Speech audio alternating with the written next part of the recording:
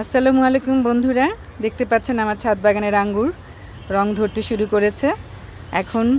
এখনও হালকা টক মিষ্টি আছে।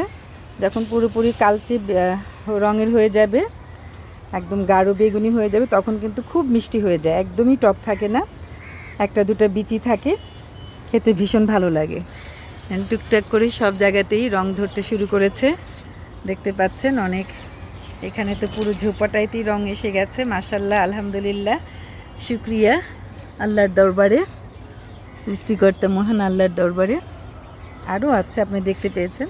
তারপরও প্রথম একটা আঙ্গুর আমি আজকে পেরে খাবো, দেখি কেমনটা হয়।